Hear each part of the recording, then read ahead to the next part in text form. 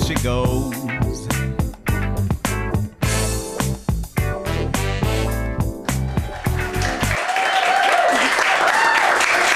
Nice and noisy. Good evening, everyone, and welcome back to this week's Reanne Show.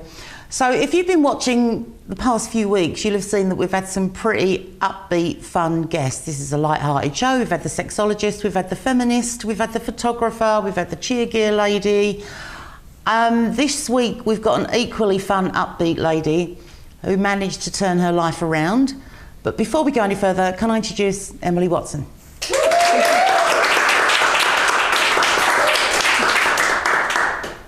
Our guest today is Reanne Goes, and I met Reanne at a function, a sports function, a couple of months ago, and I clicked. I liked her, so we've had lunch a couple of times, and she's got a really interesting story that she shared with me that I want to share with you, because there seems to be, and whilst this week's show isn't downbeat, but it is going to touch on the realities of what's happening in today's 21st society, and it's the epidemic of depression and suicide that's going on. So I'm not going to say any more. I just want you to welcome Reanne Goes.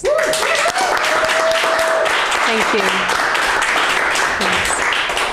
First off, thanks a bunch for coming on, because we've really got on well. We've clicked, and I was in awe. I was consumed with admiration when you told me what had gone on and how you've turned it around. And I suppose we start with the fact that you've written a book, Living and Surviving Suicide. Yep. What happened there? About 8 years in June, I woke up and I'd found my younger brother had committed suicide in my home. And whilst that was shocking and quite debilitating and isolating experience, what I did was I went and looked for meaning in books to find out what I was exactly going through. And I didn't really find too much out there, and what I did find was one book actually told me not to make any major changes in my life, not to change a job, not to change where you live, and as a consequence I actually lived in that home for the next 12 months. So you could imagine that that wasn't a very good experience, reliving that every day. You did tell me something, that the little girl next door.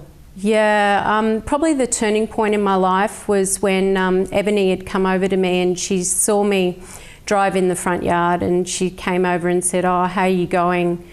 You must really miss Adam." And I said, "Yeah, I really do." I said, "Why do you ask?" And she said, "Well, I hear you cry every night." Oh, wow. And I thought, oh no, I can't have this little girl hearing me cry. And I'd actually bought a diary, and I thought, I'm going to be here next year. I just can't live like this anymore, because I was isolating myself, I was shutting myself off from family and friends, and I'm a very social person. And what I did was that night I actually sat down and I wrote down where I was and where I wanted to be, and I wrote down a series of goals, and the goals basically reshaped my life. Okay, just stop there. We've actually got a picture of Adam. If we could all see it, please, because he's actually a really gorgeous bloke. And you were very close. There he is, look, wow. And he was 31? 30. 30? Yeah. Which begs the question, how could this, because he's gorgeous, I'm not just saying that, you could see he's a spunk. So what? He was depressed, yeah? Yeah, I could see it happening. And, you know, whilst, you know, people ask me, you know, did you see any signs or anything? And yeah, I could see it happening, and I got him to the doctor 2 days earlier, and he came home that night with some antidepressants, and he said, oh, there's no good, you know, it's not very good taking these, it takes months for them to work. And I'm like, no, they're really good these days, just take them. And unfortunately, you know, 2 days later I woke up and he was no longer here.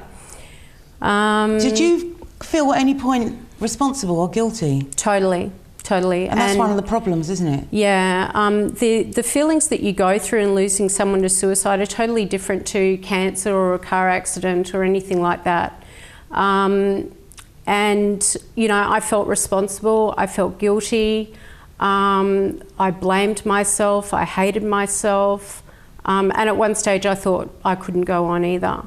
But I just, when that little girl came up to me and said that to me, I just thought, no, I've got to be here, and how can I make things better? So that prompted me to write the book so that I could be an example, so to speak, for others. Was it cathartic writing the book?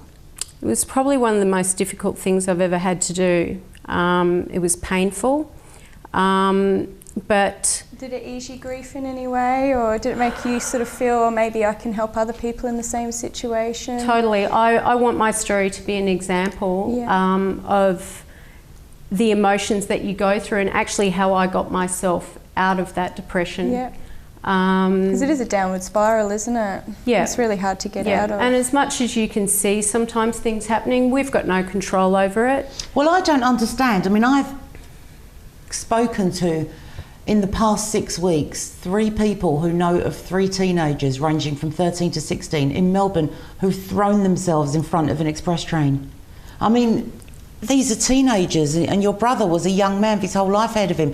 So I don't get it. And I meet and speak to so many people that are on medication for depression.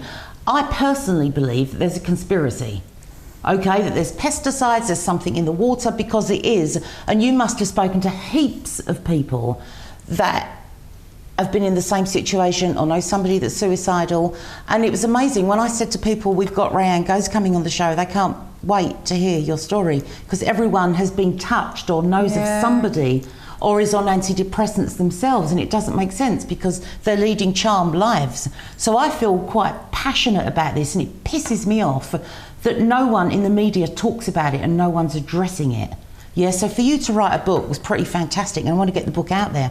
Do you know when the book's going to print? No, I'm still deciding on a publisher. I'm pretty sure who I know I'm going to go with, but what we're actually planning on is having a fundraising cocktail party. Where will that be? Not sure where, but probably planning on it being on Adam's birthday, December 17. And, you know, that time of the year there tends to be people realising that they, you know, well, they think they don't have any friends or whatever. Christmas is a pretty sensitive time of the year for some people. So I thought bringing it out 1 week exactly before his birthday would help. So the ticketing will go towards suicide prevention, and that will be where I launch the book. It's a great cause. That is a great cause. And the book's actually called Living and Surviving Suicide. Yes. Right, yes. We're going to talk more about it, and we're going to talk after the break about how you've actually, because there's an upbeat to this story, how Reanne has turned her life around. So please go to the toilet, get a beer, get a cup of tea, but rejoin us after the break.